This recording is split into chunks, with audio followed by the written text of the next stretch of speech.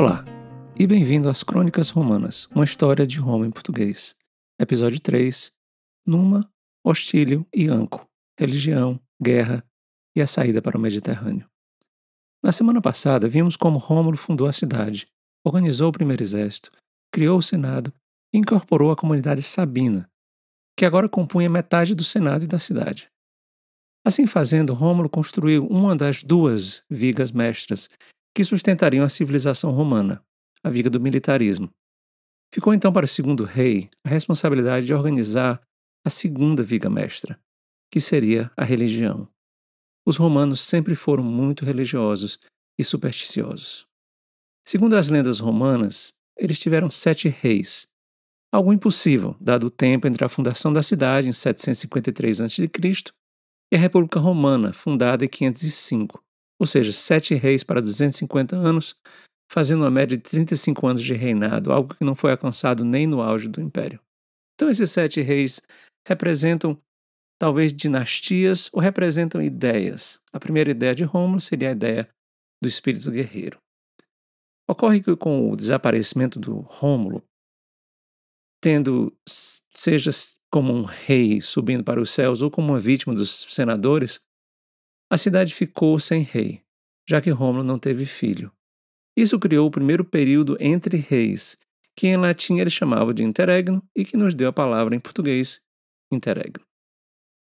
Os romanos, então, tiveram que enfrentar a questão da sucessão real pela primeira vez. Os sabinos da comunidade argumentavam que era a vez de um sabino ser rei, enquanto os romanos diziam que a cidade era deles e que o rei devia ser romano. Uma decisão diplomática foi, então, negociada. Um grupo iria escolher o rei, que seria do outro grupo. Certamente é uma opção engenhosa, e os sabinos, que queriam ter um rei sabino, disseram que os romanos poderiam escolher um sabino para ser rei. Os romanos então escolheram um sabino da paz, um grande contraste com o guerreiro Rômulo. Esse sabino era Numa Pompílio, um homem quieto, quase um eremita, que tinha o hábito de ir para grotões e conversar com ninfas. Ou seja, alguém com inclinação religiosa e sem nenhuma vontade de briga. A inclinação religiosa era tão grande que, a princípio, Numa recusou o cargo, e somente depois de muita insistência ele aceitou ser o rei de Roma. E foi um rei consequente pelas suas várias iniciativas religiosas. Entre essas iniciativas está a criação do cargo de Pontifex Maximus, que seria separado sempre do cargo de rei, um sendo responsável pela guerra e o outro pela paz ou pela religião. Uma separação que duraria toda a República. E quando a gente chegar no final da República, a gente vai ver como essa separação se acabou. Esse cargo de líder religioso da cidade será importante para os próximos séculos e até para os próximos milênios, pois até hoje o Papa católico tem entre os seus títulos o de Sumo Pontífice. A segunda grande marca de Numa foi a organização do calendário romano, inclusive com a criação de feriados religiosos. Ele também teria dividido o ano em 12 meses, em contraste com os romanos anteriores que dividiam em 10. Esses meses seriam de acordo com as fases da Lua e seriam ajustados de acordo com o calendário solar a cada 24 anos. Para fazer essa divisão, ele acrescentou 2 meses no começo do ano, janeiro e fevereiro, e os meses a partir do quinto mês teriam os meses da sua sequência numérica, tá?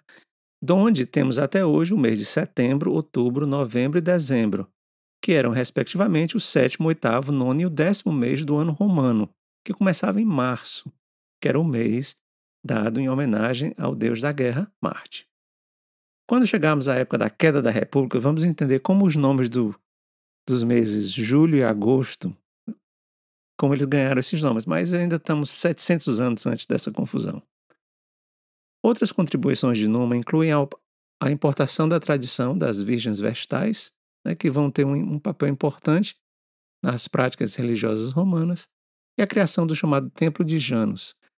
Esse templo, pela tradição, ficaria com as portas fechadas nos tempos de paz e com as portas abertas nos tempos de guerra. E segundo as lendas romanas, durante todo o reinado de Numa, eles ficaram assim, na paz, porque ele conseguiu manter a paz entre os romanos e os seus vizinhos.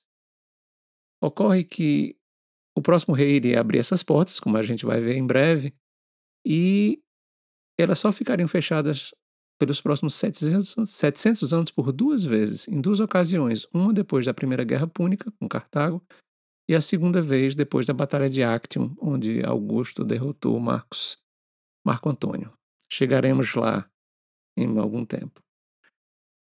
Isso é para a gente ter uma ideia de como os romanos viveram em guerra constante durante a República, sejam guerras de expansão, guerras de consolidação ou guerras de conquista.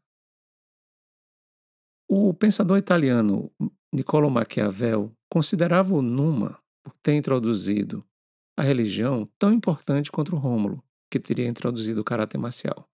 Ele diz assim, nos seus comentários sobre as histórias de Tito Livio, diz Maquiavel: pode ver-se, quem considera bem a história humana, o quanto a religião foi útil para comandar os exércitos, animar o povo, manter os homens bons e envergonhar os homens maus. Mesmo na antiguidade, o Numa e a sua introdução às práticas religiosas foi considerado fundamental para o desenvolvimento do caráter romano. Plutarco, por exemplo, nas suas vidas paralelas, compara Numa com ninguém menos do que Licurgo, que foi o rei que criou as tradições religiosas e organizou a sociedade de Esparta. Então, esses seriam dois reis legendários. Antes de passarmos para o terceiro rei, uma breve conexão literária interessante brasileira em relação ao Numa. É que o escritor Lima Barreto, eh, num dos seus contos, que depois ele transformou numa novela, se chama Numa e a Ninfa, uma referência clara às histórias contadas pelo Plutarco e pelo Tito Livro, que mostram, inclusive, o conhecimento do Lima Barreto dessa literatura clássica. Né? No blog do podcast eu vou deixar uma versão, um link para uma versão dessa novela que está disponível no site brasileiro. O Numa foi então sucedido pelo terceiro rei de Roma, que seria o Hostilius Tullus, um rei no molde do Rômulo, que era guerreiro e fez muita confusão com muitas comunidades ao redor de Roma. Principalmente o alvo maior dele foi nada menos do que Alba Longa, que foi a cidade de origem dos romanos, né, por conta de umas disputas sobre locais de pasto entre Alba Longa e Roma. As tropas de cada lado se posicionaram para a batalha, mas o rei de Alba Longa propôs uma solução inusitada para essa disputa. Como cada lado tinha entre seus soldados trigêmeos, esses iriam lutar, representando cada lado da disputa, e assim o resultado da luta desses seis guerreiros, né, três de cada lado, seria o resultado da batalha.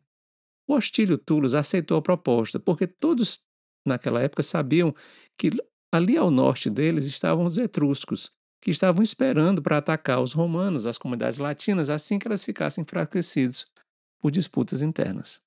Bom, do lado dos romanos, os gêmeos eram a família dos Horácios. E o pai deles fez com que eles fizessem um juramento, que iriam lutar por Roma até a morte. E esse juramento virou motivo de muitas pinturas clássicas, inclusive ilustrando a dedicação das pessoas se dedicarem à sua terra natal. Né? Bom, o embate dos guerreiros começou favorecendo os de Alba Longa, pois o seu primeiro campeão facilmente matou o primeiro de Roma, assim como o segundo também matou o segundo guerreiro de Roma. Ficaram então três guerreiros de Alba Longa contra um Horácio. Né? Esse Horácio começou a correr, colocando os guerreiros de Alba Longa a persegui-lo. Horácio então para e subitamente se vira e mata o primeiro. Aí ele corre mais um pouco, já vai. Mesmo quando o segundo vai chegando perto dele, ele para e se vira e mata o segundo, que já estava cansado de correr também e já tinha tido uma luta. E finalmente ele para, se vira e mata o terceiro guerreiro de Alba Longa. E ele é sagrado campeão. Né? Então morrem cinco e fica o Horácio campeão, e os romanos ganham essa batalha. Essa história, o principal papel dela é ilustrar a disposição dos romanos de ganhar as batalhas, inclusive utilizando artimanhas, e a disposição de ficar lutando até o momento da vitória.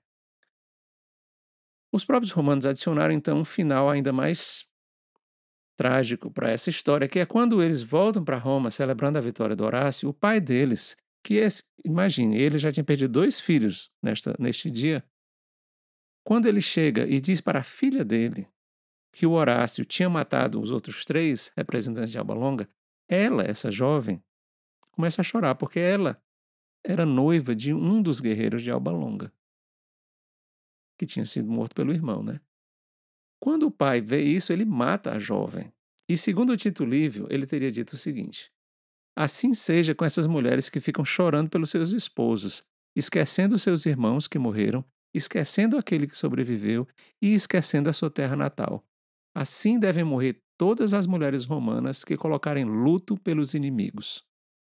Essa citação traz consigo de novo o aspecto marcial dos romanos, aspecto duro, aspecto violento e sem espaço para as emoções, sem espaço para fraquezas e sem espaço para fragilidades. O rei Austílio Tullus, depois de ganhar essa batalha contra Alba Longa, eventualmente é traído pelo rei de lá e, depois de novamente derrotá-los no campo de guerra, executa o rei e manda destruir Alba Longa e incorpora os habitantes de Alba à cidade de Roma. Do terceiro rei de Roma, que se chamava Anco Márcio, sabe muito pouco. Depois de um curto interregno, novamente os romanos escolheram Anco, que seria um neto de Numa, ou seja, né, voltou para um sabino lá. Talvez com a esperança de retornar aos tempos da paz também. Mas a paz não foi possível, pois as tribos latinas estavam cansadas das agressões romanas e decidiram atacar novamente a cidade. Anco organizou as tropas e, mesmo sem querer a guerra, venceu os ataques e ganhou durante essas guerras, o porto de Ostia, incorporando algumas tribos latinas à cidade de Roma. Esse porto de Ostia vai ser fundamental para dar a Roma, que era uma cidade entre colinas na beira de um rio, o acesso ao Mediterrâneo, que um dia seria chamado por eles Mar Nostrum, ou seja, nosso mar. Nosso, no caso, dos romanos. Quando vocês forem a Roma, notem que o aeroporto da cidade hoje fica bem próximo de onde era o porto de Ostia. Ostia, que em latim também significa boca, no caso, a desembocadura do Tibre, né, a desembocadura do Tibre, e que nos dá até hoje, na medicina, palavras como ostomia.